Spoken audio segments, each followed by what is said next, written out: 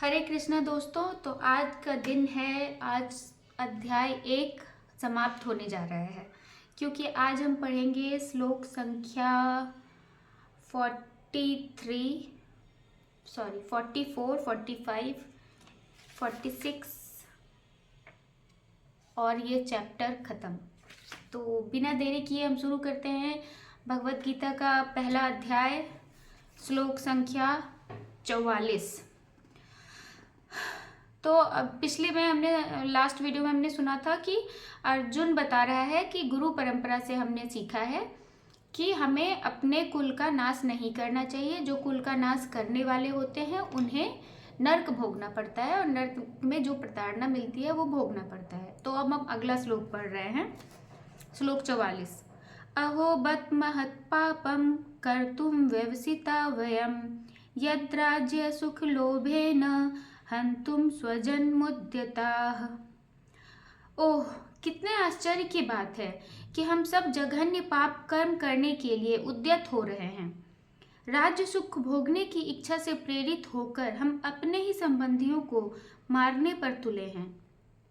इसमें अर्जुन बता रहे हैं कि सिर्फ राज्य सुख प्राप्त करने के लिए हम अपने ही सगे संबंधियों को मारने पर तुले हुए हैं। वह बड़ा दुखी है कि सब लोग, बताओ, सिर्फ राज्य सुख के लिए अपने लोगों को, अपने माँ बाप, भाई पिता सबको मारने के लिए तैयार है।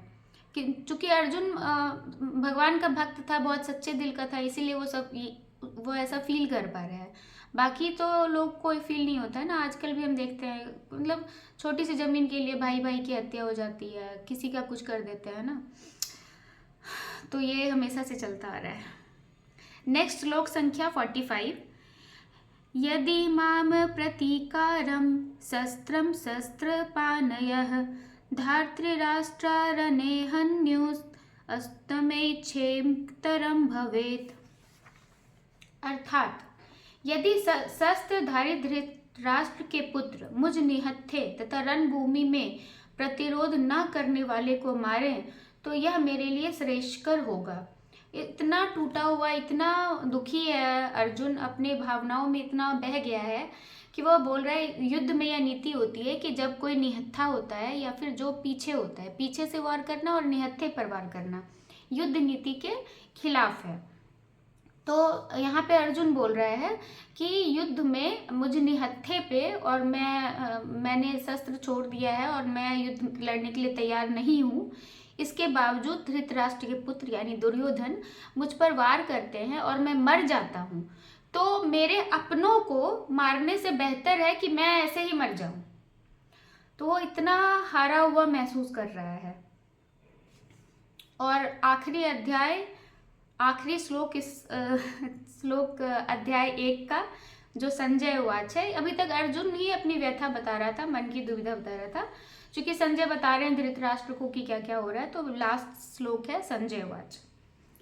एवं मुक्त्वार्जुनः संख्ये रथोपस्थ उपाविशत् विसृज्य ससरं चापं शोक संविघ्न मानसः। संजय ने कहा, युद्ध भूमि में इस प्रकार कहकर अर्जुन ने अपना धनुष तथा बाण एक ओर रख दिया और शोक संतप्त चित्त से रथ के आसन पर बैठ गया। तो अर्जुन ने क्या किया कि अपना, पहले जब उसने बोला था कृष्ण को कि आप युद्ध भूमि में ले चलो कि कौन कहाँ है, तो वो खड़ा होकर देख रहा था। फिर धीरे धीरे वो जितना दुखी होता गया, जितना व्यथित होता गया मन में, वो धीरे धीरे अब वह इतना शोक संतप्त हो चुका था, इतना दुखी हो चुका था कि वह अब चुपचाप ऐसे निराश होकर बैठ गया, अपना धनुष बाण साइड में रख दिया और बिल्कुल दुखी आत्मा से रोते हुए साइड में होके बैठ गया। तो फाइनली गीता का पहला अध्याय मैंने भगवान कृष्ण ने मुझसे पूरा करवा दिया। तो एटलीस्ट डॉक्यूमेंटेड तो हो ही रहा है मेरा।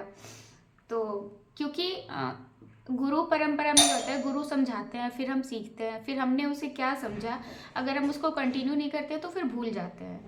तो इसलिए मैं इसे डॉक्यूमेंटेड कर रही हूँ। उम्मीद है अगर आपको पसंद आए तो चैनल से बने रहिए। धन्यवाद।